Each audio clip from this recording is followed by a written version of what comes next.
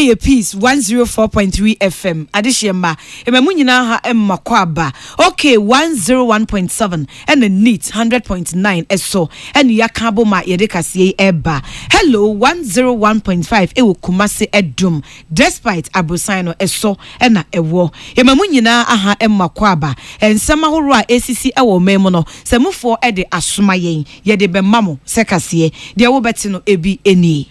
Emrashebedwani a walk in Tampa South about one best was so ren munyam for Felicia J. Ede atso emaya wonyina ba wonpani fie so say. Eye mampani nana eye mampani John Dramani Mahama sisi ano oba waba be ye na bedi akire. Na afen so ema hodo wode omo ehhye eye ne ministerial positions ahodo mu no e wo se omo ma ne hye wo mo nkuran se de be ya wo mo nso ani suade hunu so wo betimi enya positions ahodo bi eso saa no e betimi abamu. Mampani John Dramani Mahama ne thank you to no washase enura from mantamu ene bia otu ne nan esi ya wo kyese wo mo ye fapem kese ema na mamu yara mampani John Dramani Mahama ede adesrede ekọ ede ama NDC amanyoko na titafo nyina sese kwaba ne se bia ministerial positions no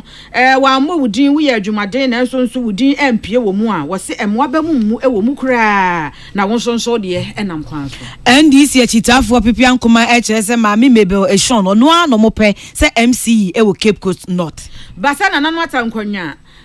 hine a wo Sene East mensini no emuo wo bona poye mantamu wo kire mu a enhumeso na sisi a ne de boy abrabo ensem so ekonkan enti wabofoto a wo de ba beboa wo mo oye mobrofo na enso so waben am wo mo hye a wo mu ni boafo opanyin bia waben ewo sikasem se NDC ka so mo de nhihye we ebeba na adesuafo a wo mo mafie di nkan a wo mo gentete ewo suapom suku fees die o mbetu ade ama wo ma wo mo kọ afie toso mbienu fie miensa ne de keka won na sa sika no eno no omo baye ne den ensankan hodo ka ho ye de besom wo prem to bia kam kase boyi emu na na ma akoma ba afi agani mbu atemene obahima afi a chese du ensem ni chemu enie omampanyi John Dramani Mahama bato echi a wodi enkunim no wa hye aye aseda aprobo thank you to ase na ba bi edi nkan a wokoye eye from mantam emo na okoye no woka se from mantam die eye fapem kese e wo na manyosem emu pa isanse from mantam die Ghana fo nyina enim se eye NDC for wo World Bank musika krabia kese a eba na bato omutu ni boom e de ma wo mo pa enti ode aseda piesi ama wo mo e no wo da o mase no wo san ka se wo ma kye odo o ma kye se o mo tai na chi na o ma kye se ekwan bia so no wo mo e woni mu gidie enti se sa na tie de a eba na manyesem abakosem a ohun se fra mantam fo edi akotene e wo mu pa wo da wo mo ase o se fra mantam kese e ta na chi e ma ohun sampa o mu gina wo ma asomdwie o mu gina wo ma enidaso o mu gina wo ma o ma ni nyina hohoahoa esanse o mu boni chidom e wo bia wo yi emo na omampanyi kasa no ene wo kyese wa baidi ade ba ko esi na ni so nse ono na ben woni nananom hemfo ebedin kita ho na aboama impuntuo akoso e wo mia nananom ewo enti wonka wonkoma ento yem wo sese wo kan sa ade na hemfo from mantem no enya ade a obetwa wo mo eja. Your wise counsel, rooted in centuries of tradition and community leadership, have fostered peace and stability during the last general elections. You have shown us the importance of dialogue, mutual respect, and nation building. I pledge that this administration led by me will continue to prioritize collaboration with our traditional authorities as partners in the development of our dear nation, Ghana. Your overwhelming turnout at this Durbar is not lost on me. I'm reminded of my promise during the campaign to expand the role of traditional leadership in our local government system, especially in the area of environmental protection and sanitation. I've set up a committee to plan the National Constitution Validation Conference. It is my hope that our chiefs and elders will participate fully in this review exercise so that any amendments to our constitution that are required to enhance the role of the chieftaincy institution in our governance will be included in the review process. Company John Dramani Mahama kasewi o se adehia ebrebia se bie akoso motade na wo ho kye wo mo no oya obehwe ama yatua mpatasika ede ama wo mo esanse eye asemhia pa osan ede tusu bio se osoafo hwe akontu ho nsem so nso ode ne bedin kita ho ne brano no eye ase de keta port project en aircon so otumi etia ne nanso na aboa pa. Education and sports infrastructure would also receive attention. The Regional Youth Resource Center, which has been left to deteriorate, will be developed in order that our young people can develop their talents. In addition, we will fulfill our promise to build modern prototype markets in the region, such as the one we have planned for Aflao, to empower local businesses and international trade with our eastern neighbor, Togo. During my campaign, 3 pressing concerns were brought to my attention: the sea defense project along the coast of the Volta region, the Keita Port project, and compensation for those affected by the spillage from the Akosombo and Pond dams. The sea defense project is not just an infrastructural project. It is a lifeline for our coastal communities that continue to suffer from sea erosion and flooding. I've asked the newly appointed Minister of Transport to review the feasibility study on the Keita Port project and brief Cabinet as early as possible on the status of this project. We will also ensure that victims of the Akosombo Dam spillage are adequately compensated and that measures are taken to prevent such disasters in the future. Company John Dramani Mahama esi framantemu for the omutia ye ensu e wo ho no galamse mfa nasem enko so eniti nwan efe enti na ban be hye atotonto ye kama se de be ya ho be ye nika na atwetwe ahoho kra mama ensa hye owie no se akwan de obeye bi ho adwuma enti kakra no aboboso e de ama framantemu for. Volta region is not a mineral resource rich region, but that is also a blessing in disguise. Volta region probably has some of the most unspoiled natural vegetation in the country, unlike many other regions that have been scarred by the illegal mining menace. Volta region also arguably has the cleanest rivers and streams that have not been affected by pollution. The air is fresh and healthy for human existence. Your own daughter, Abla Jifa Gomashi, will work to improve the tourist sites in the Volta region. Road sector, key roads to be targeted would include, but not limited to, the Eastern Corridor Road. As I said earlier, we'll reconstruct the whole Denu Road. We'll complete the Have to Hohoi section of the Eastern Corridor. We'll put an overlay over the Dodopepesu to Nkwanta section and then also finish the Nkwanta to Pasa section. We also intend to construct the Dambai Bridge and re-engineer the road through Raura all the way through Pando. Omampanyi John Dramani Mahama ono ena yete nken amanibo salamat kuku apencil ono ena de ebai na yenyina yenim se yewura mampanyi John Dramani Mahama ene wahyaase a wobobo na soafo a na ogusoa ene wobo a na unu se emma bi din ababa be piemu a wom so eba bebo adwumaden e wona mamu ensemu de apem no akonkan na afi o my Ghana bohyaase aseso kra wo pese wode yekukoduro no so no wode yen akwa koduru na mrahye bedwani ma adehye working tempo south abato mbeso aso ye ren munyamfo felicia ejei na wode atodwa se emaya emasade we no enye omu nkran hye kese pa itansa wo hwesi amampani abedi akira wakwa ye wo ba eyade a ewo se ye nkran hye edema won so oba won so wonyina ba won pani fie so anase bia wadum pempenso bi a wo ani so ade hunu se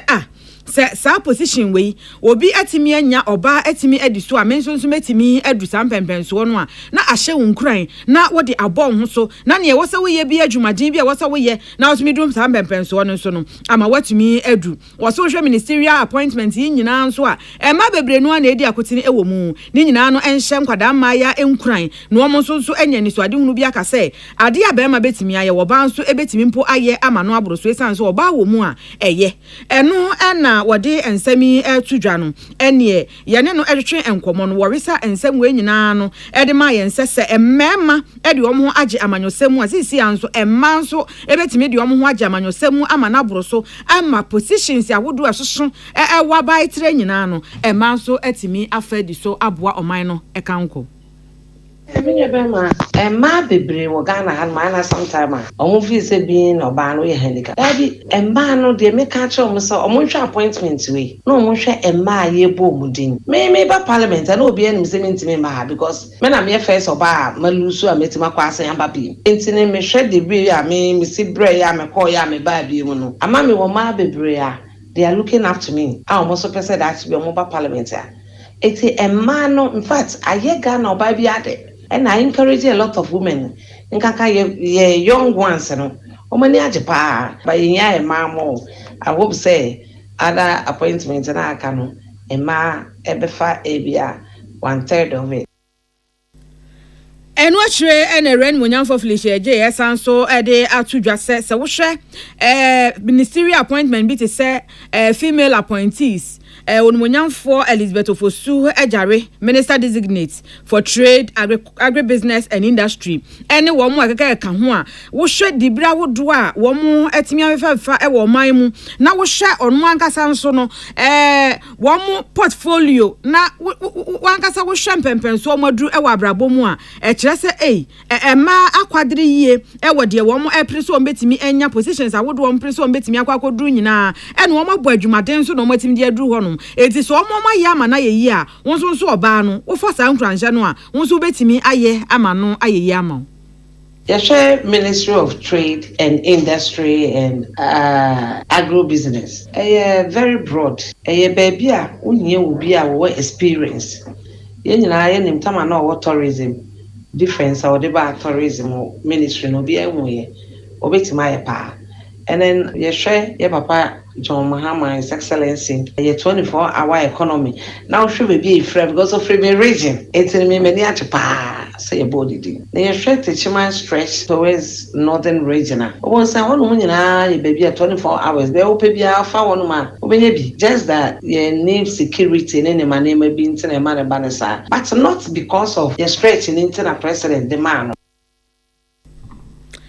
Eni ayeti ye Akan South mna shebe dwani ren munyamfo Felicia eje yama ne bofo Emmanuel Akoli ena afa William Gentu ena de ensemi eba beso yen NDC achitafo pepiankoma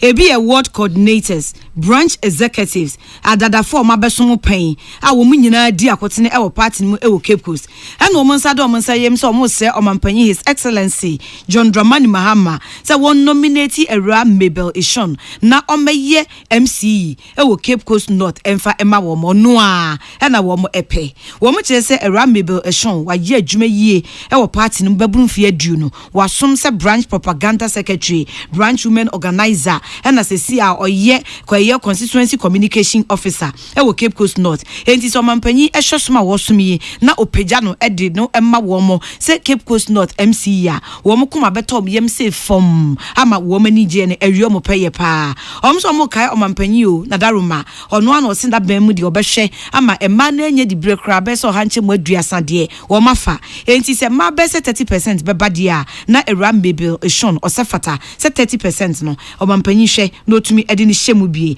oma friends and trofo hyemu kura nyina wo e wo Cape Coast na ase na Cape Coast Ward Secretary emma ebubonko amisano electoral area ene kasama for ma ekuo no owura Obed Tete osabute ode ensemati se etu dwase emfi aba emfi ko NDC ba omu yi MMDCs ensubre bia no MMDCs ebe yi omu no omu fi Cape Coast South enti mpuntu bia South fo na enya Cape Coast North omu nya bi eneide edu omu so yemfa Mabel Ishon emrai na Cape Coast North nso enya impuntu ema wonkoma entom yem Ebuta ya de sha ha I say we are declaring our support and say your support ina e de maye mami Mabel Ishon say ono na se fata say mayor position na abeda mpan wo Cape Coast no ono na se fata say wo se de ma no na ye mutalenti a e feel say ono na se de ma na obetiga ye de buta ye di kan a lack of development ye feel over the years no Cape Coast North empuntunyuma a wo se kan saka wo Cape Coast North no akachi adam pan simply because on 24 abanyina no omo attention ni wo south enko ana north ye de omo giants a and ye feel say this time around ye obi from north we besia no ye ma na kwanya na ye nimise owo ahode wo nyansa wonimde ni ahobrase a se de tumi ni ma na obetumi aye no ye ne ye se na be ya yenso aye wo north no yenso benya development ana se impunto be ba ya brabo mu womo san Akan esisu dua se national executives emma NDC ene won national chairman emma wonyi wani emfi Era Mabel Ishon so to na kakra mpeda mezo to 30% no den dey say central region ha why vet ni wie mbese afọ wotum qualify won do down 30% na hwe Cape Coast North na Cape Coast South sa mbenyufo na wozi yedo ye ni nyina ye mbenyufo za etoto sere besia ye wogizi wo besia ni mu ye nyimde besia obotum waye for women's bank because your peda fi and so mesiafo ye wo Cape Coast North yenya say ye papa professor na opoko argument so and ye papa omampanyin Jomadan Mahama oba na say ojibi biske bi bade o won fam bra Cape Coast na say wo ebia wo fa ye ma mebela ye nimde na nsa baka last one easy we any there o say Orubija legacy emi ye Cape Coast for yigina ya yes there sure anti mabel John Dramani Mahama ni ideology ukite no maami no yihune there or any share the same thing say Mahama is a humanization as MCA yihune dampa obeye in legacy we aye NDC achitafo ward coordinators ewum branch executives empanyifo masoma dadafo nyina e no mde omne abom se omampanyi ewura mebel eshon ono anom pen MCE ewo Cape Coast North empasuano eso anakropon no emo amane boy kwesi mensa enede ebesomye na eye asuafo ahodo a yabobo wondini na sabre de yamomwaso afnam wasai agi wo mo atum kurakura wo behye wondwumade ensem wase ekoso ema enomu no yewura mampani John Dramani Mahama efa akwanya no so na ene wototo ye de sre NDC members nyina so wo nkoma komanto mo obi wo no mo ahusu waye adwumaden papa a wasafata senka ministerial positions enka nensa etimi eka bi na wode boa wo amemu ekwan so na nso obi wo no mo a se yeyi baako aduosia ni nti no ebi anka no anase ebi ankwa nkodi na bam na no wo kire mu se watete se ebi mo ono a wom kokwa paa ene obi nso ono a wadwa na wadwa nyina ne se ministerial positions ne nsa anka bi ena yewura mampani de to wom wanim se ade na ya baako aduosia ene wo hweso wode betimi aboa ma na memu nsem so no atimi asipi na asita positions ahodo bi nso wo hono mo a ebi nso ebetimi anya CEO positions ahodo ena afei positions bi nso wo hono mo a ebi amonsa ankeka CEO de ministerial positions ahodo de no mo so betimi afa sa akwanya no so na mode aboa no na memu kwa so nti enye ministerial positions ne nko a anase ebi a CEO positions ne nko a ena betimi agina so aka se me bo adwumade ntia wasa chenchena ache ya di bi hye mekon na me so mitimi ye adwuma boa wa memo ensam wo se ekwan kuro bia no abetimi anam nsa so na wasa nso aboa no ama memo ensam na timi akoyie ewo o my Ghana mu no wo se hwe na ye na boa no ne koso afa adwumaden efa boa no fampa ye etai na chi na bibibia no a wo ye no etimi nso adimu a ensam we nyina no wo de tu dwa ebra swearing ceremony no ekoso na we no wo ye ede ama asuafo biti se onwanyamfo Ahmed Ibrahim minister for local government chieftaincy and after religious affairs awosanso ye mrahebedwani Emma Banda Elizabeth Ofosu ajare mrahebedwani Tachiman North minister designate for trade agribusiness and industry Abladifa Gomashi mrahebedwani Ketu South minister designate for tourism culture creative arts Emilia Atta mrahebedwani Shama ono aso sanjina Musa minister designate fisheries and aquaculture Ora George Opariado minister designate youth employment and empowerment when mu na wo ma eso afenemu eso ayi a wo de ensami atudwa.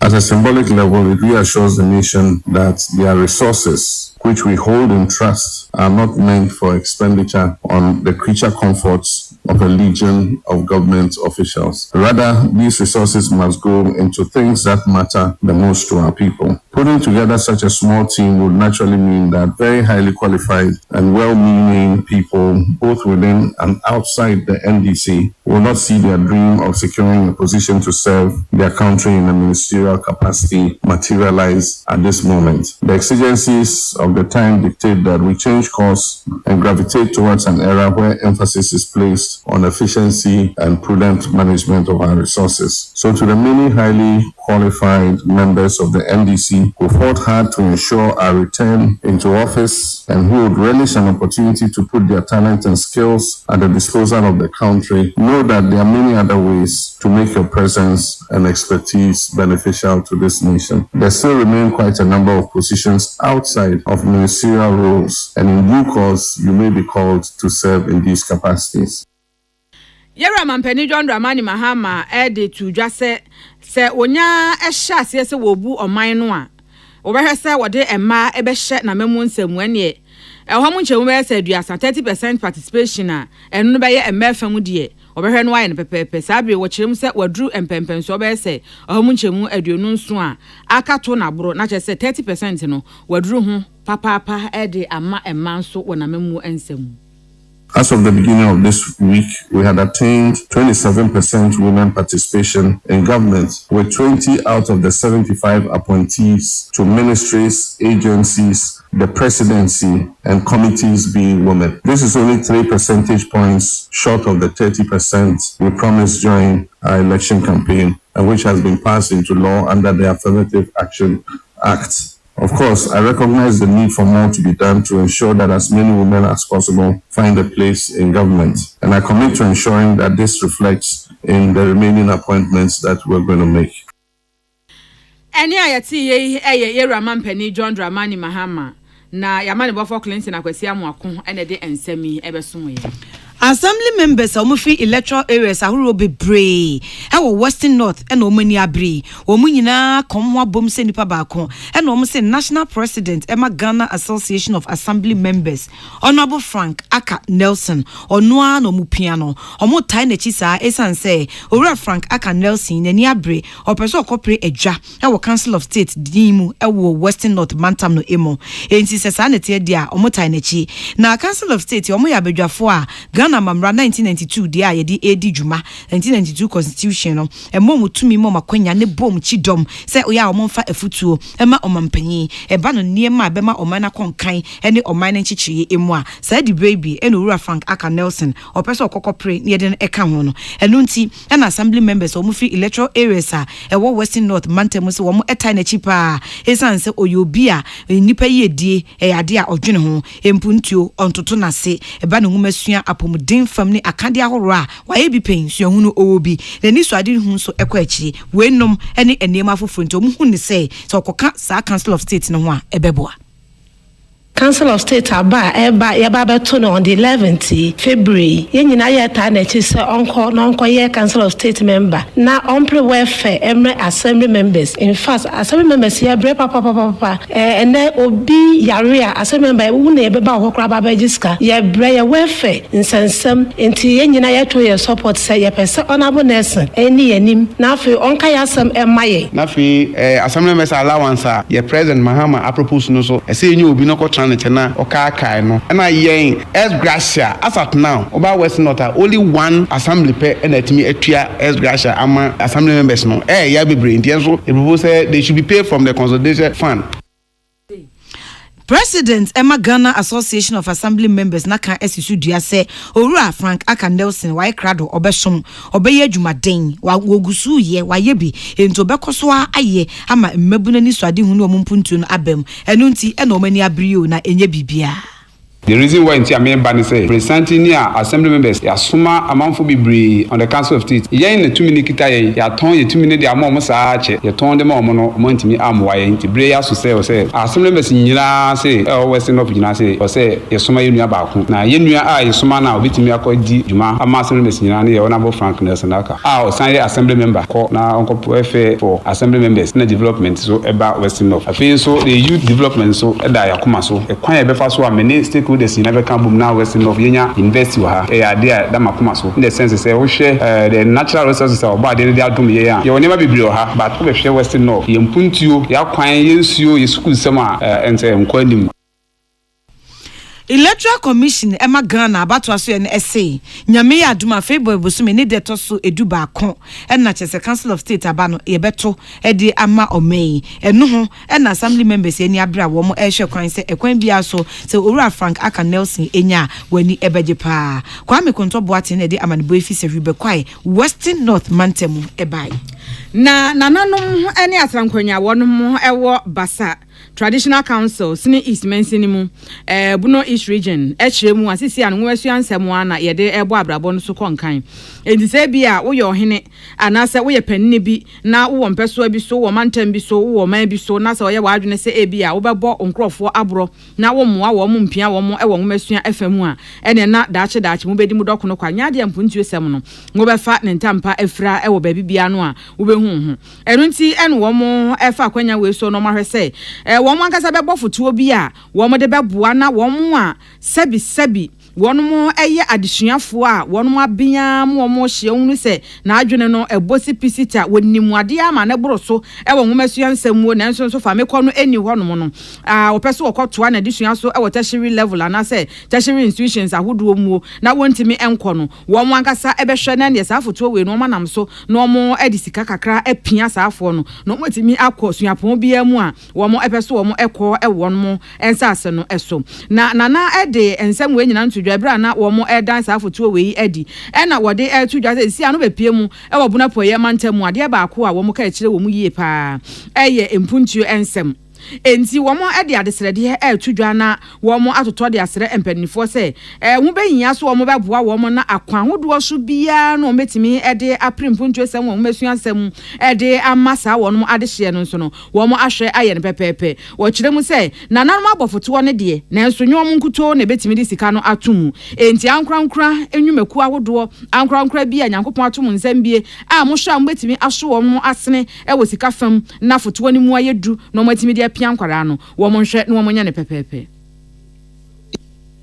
ya bota yenti ya de ti education fund ya kachi ya basaman ya kachi pa nso ya nya secondary school tam ti ama ya kachi secondary school so de na ya adisua fapem omo a sabe omo ko university omo ko nursing training college of education school to aso bia no ya de boa omo yesra ne se panyimfo se ba ko wira duregu yanko a yentimi ese munso nipa yanko a yentimi emmoa emma foto enyina ye besere basaman omo wo akwantuom omo wo basaha sabe ahoho no omo ti asase so obi ya da ya ne mampanyini fofora waba foto ya boyi obia de kana koma bia asori a wo omo ya saze so asori a wo Ghana nyina a ofise abia akam de momo ya na ntimi mo foto na yemfa mo omo ni bi na omo ntimi yenso omo ase na omo so ntimi mpaja na basa meye krabawe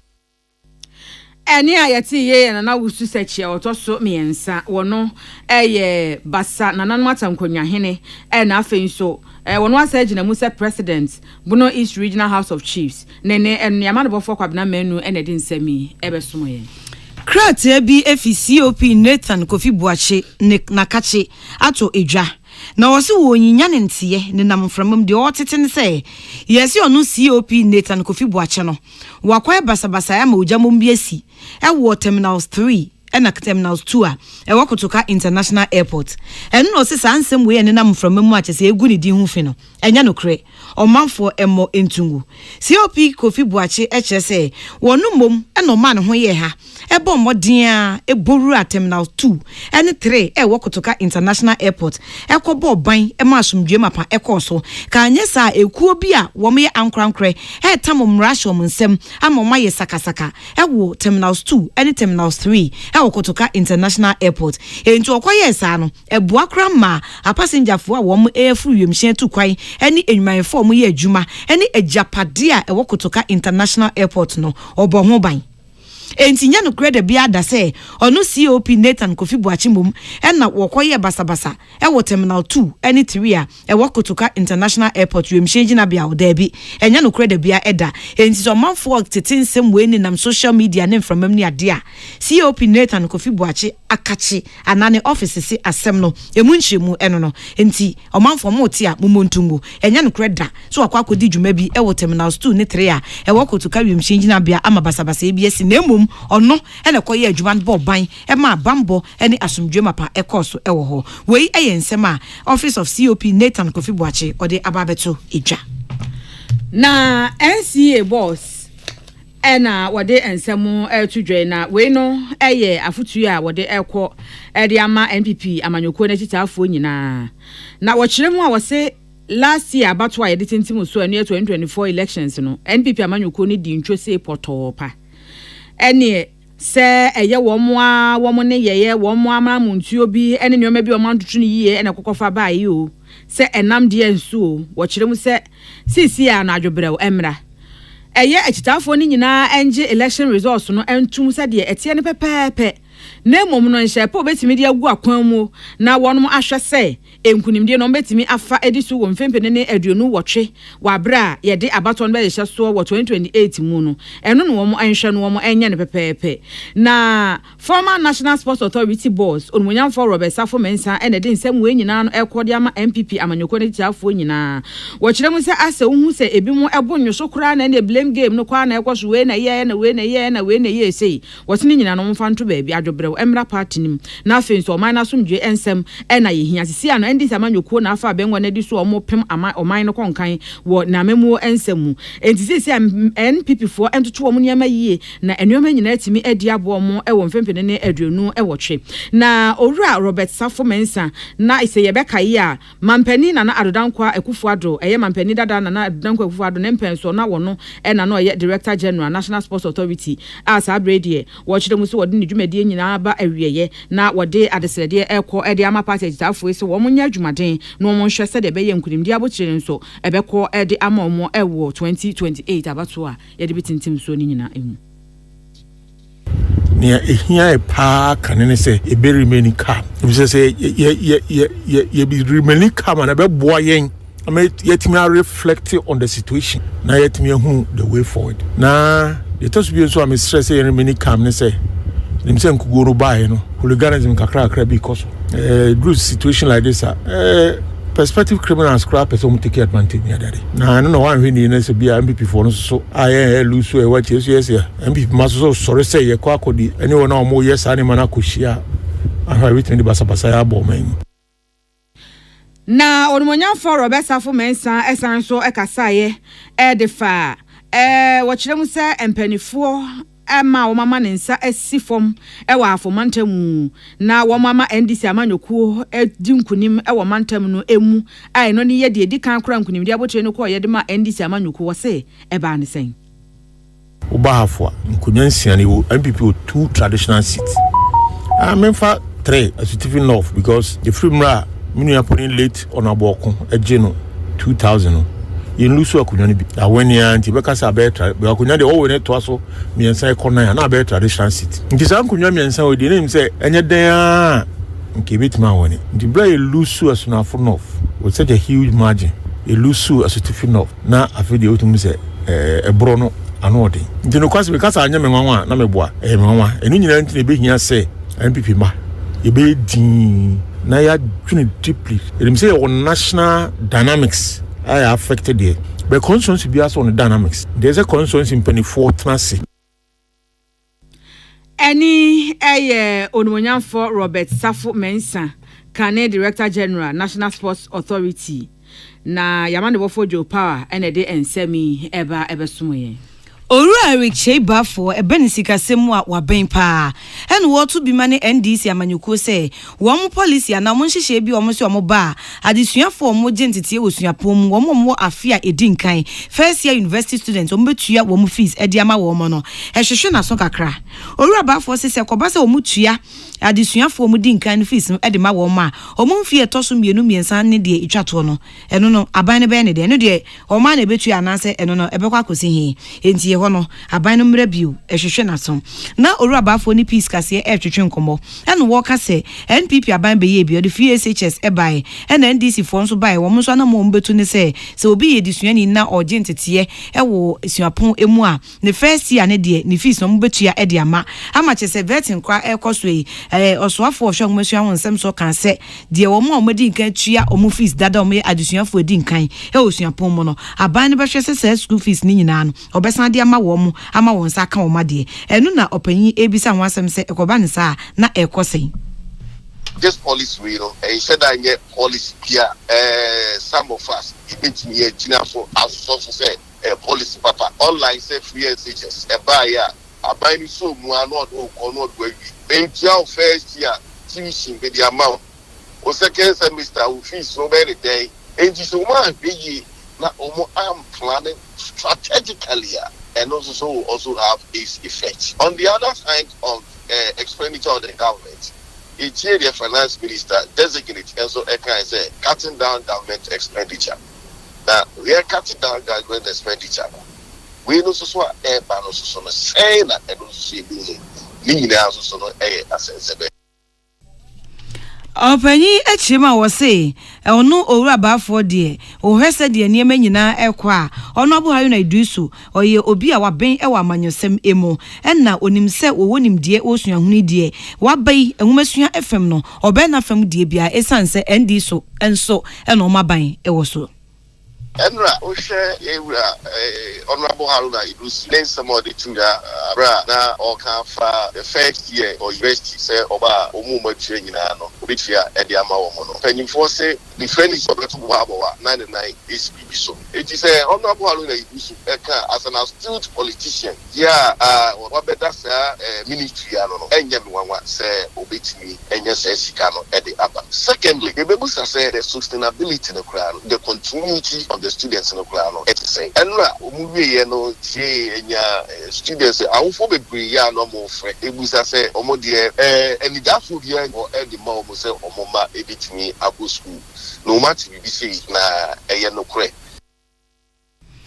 Opanyi a waben e wosika sem no emu owura Eric Sheba for ono e na yete nkan amani boy George Osei enede ebai.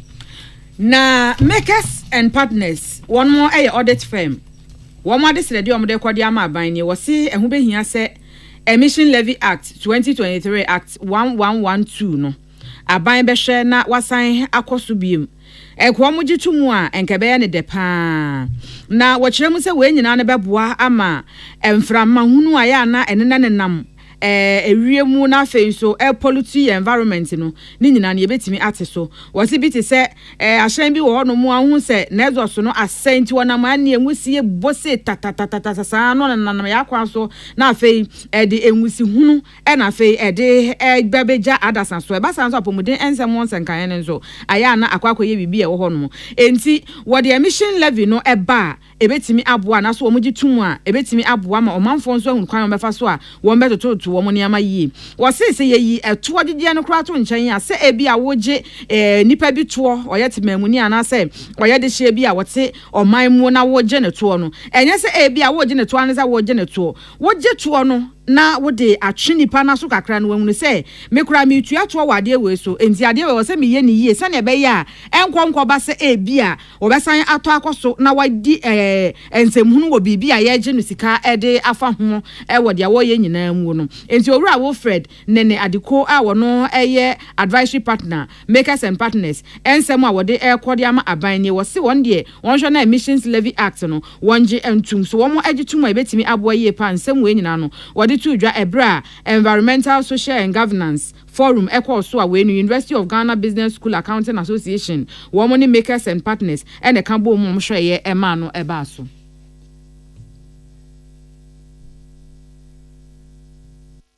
very committed to mitigating the effect of their emissions, but unfortunately we don't see that behavior with some of our indigenous ones, right? So an introduction of taxes can correct this behavior, and more so to the revenue that is raised from that taxes, the government can use it to sponsor mitigation activities that will go a long way to ensure a balance in their atmosphere.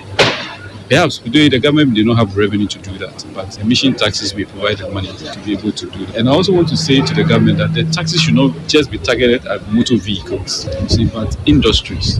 steel industries, manufacturing industries, mining companies. Yes, they are the ones that their emissions affect the environment. So it should be really targeted as such. Eni a yeti ye owura wo Fred nene adiko advisory partner makers and partners nene ena yete ye ni amane bofo Henry akwasi minka ena de ensemi eba besum ya yegina we so de prem to bra kan kase ebo de besum wo nyina no asi akenkan for me nanama akoma ba fi ejane mboaten mene Obahima efia Chelsea do ye de aseda ema ye producers on duty Salamat Kuku Pencil Dasmani Abdullahi Sika Ayim ena George Osei wemu any producers a ombo ansem na no ema ye de ebai social media Clinton Amwako ena wode yen ekoi ye de munyina ase mafidie no nkoso a ena entertainment review q no omo aye krado omo de beba bomodin a ema na ensem bebre na enom de bebre ansa na no so yetwe ho ketua bi a ye won kaibo announcement kakra edi ni nyina eba 510 Tune it in. Turn it up. Peace.